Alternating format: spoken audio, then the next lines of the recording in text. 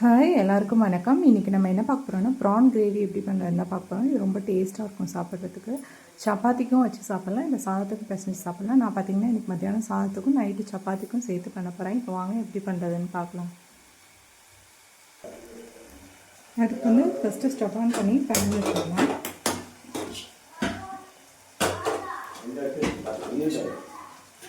இப்போ பாத்திரம் நல்லா காஞ்சி வச்சு எண்ணெய் சேர்த்துக்கலாம். எண்ணெய் வந்து நான் எப்பயும் போல தான் சேர்க்குறேன், இதுக்கு அதிகமாகலாம் சேர்க்கலை. இப்போது எண்ணெய் நல்லா காஞ்சிடுச்சு. இதில் பார்த்திங்கன்னா வந்து பட்டை, கிராம்பு, ஏலக்காய், சீரகம், நட்சத்திரப்பூ இதெல்லாம் சேர்த்துக்கலாம்.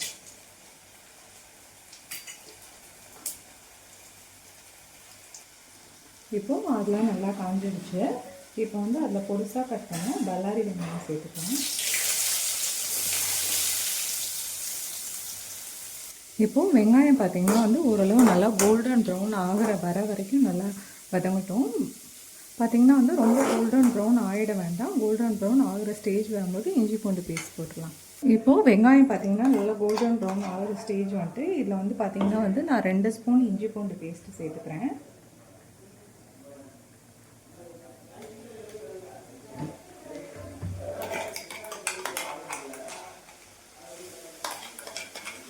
நீங்கள் வந்து எவ்வளோ ப்ரான் வாங்கியிருக்கீங்களோ அதுக்கு தகுந்த மாதிரி வெங்காயம், இஞ்சி பூண்டு பேஸ்ட்லாம் சேர்த்துக்காங்க. நான் வந்து இன்றைக்கி 1/2 கிலோ ப்ரான் எடுத்திருக்கேன்.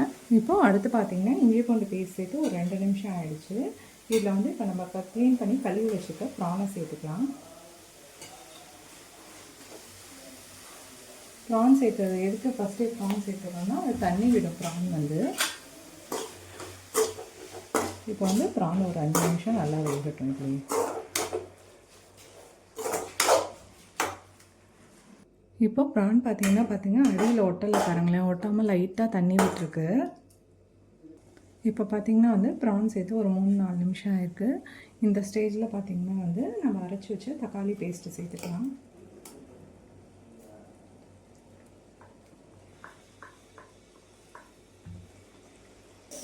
இப்போ பார்த்திங்கன்னா வந்து இந்த ஸ்டேஜ்லேயே பார்த்திங்கன்னா வந்து நம்ம சிக்கன் குழம்பு மிளகாய்த்தூள் நான் ஒரு 2 ஸ்பூன் சேர்த்துக்கிறேன் டேஸ்ட்டுக்காக. நீங்கள் வந்து உங்கள்கிட்ட வேறு மிளகாய்த்தூள் இருக்குன்னா சேர்த்துக்கோங்க. ஆனால் சிக்கன் குழம்பு மிளகாய்த்தூள் சேர்த்தா நல்லா டேஸ்ட்டு கொடுக்கும். இப்போது இதுலேயே வந்து மல்லி பவுடர் ஒரு ஸ்பூன் சேர்த்துக்கலாம். இப்போது இதுலேயே பார்த்திங்கன்னா வந்து கரம் மசாலா சேர்த்துக்கிறேன். நான் எப்போயுமே சொல்லியிருக்கேன் சக்தி ப்ராடக்ட் சேர்ப்பேன். உங்களுக்கு என்ன ப்ராடக்ட் வேணுமோ அதை சேர்த்துக்கோங்க. நான் வீட்டில் அரைச்ச சிக்கன் குழம்பு மிளகாய்த்தூள் சேர்த்தேன். நீங்கள் வந்து பார்த்திங்கன்னா வந்து சக்தி ப்ராடக்ட் வாங்கினாலும் வாங்கிக்கோங்க, இல்லை வேறு ப்ராடக்ட் வாங்கினாலும் வாங்கிக்கோங்க.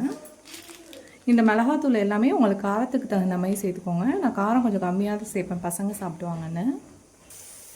இப்போது அடுத்து பார்த்திங்கன்னா வந்து ப்ரான் மசாலா கிரேவிக்கு தேவையான அளவு உப்பு சேர்த்துடலாம்.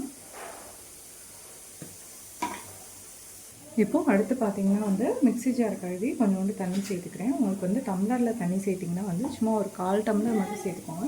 ஏன் சொல்கிறேன்னா ப்ரான்லேருந்து நான் தண்ணி விடுன்னு சொன்னேன்ல, அதனால் பாருங்கள் நான் கிண்டுறதுக்கு முன்னாடியே இந்த சைடெலாம் தண்ணியாக இருக்குது பாருங்கள், அது வந்து ப்ரான்லேருந்து தண்ணி விடும்.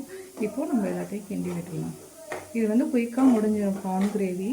ப்ரானும் பார்த்திங்கன்னா 10 நிமிஷம் வெந்தால் போதும். பார்த்திங்கன்னா ஆல்ரெடி நான் 5 நிமிஷம் இஞ்சி பூண்டு பேஸ்ட்டு சேர்த்ததுக்கப்புறம் போட்டுருந்தேன். இப்போ வந்து மசாலாலாம் சேர்த்து இப்போ மூடி வச்சு ஒரு 5 நிமிஷம் நல்லா வேகட்டும்.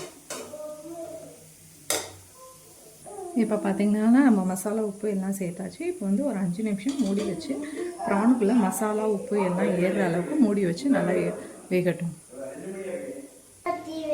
இப்போ பார்த்திங்கன்னா 5 மினிட்ஸ் ஆயிடுச்சு. இப்போ ஓப்பன் பண்ணி பார்க்கலாம்.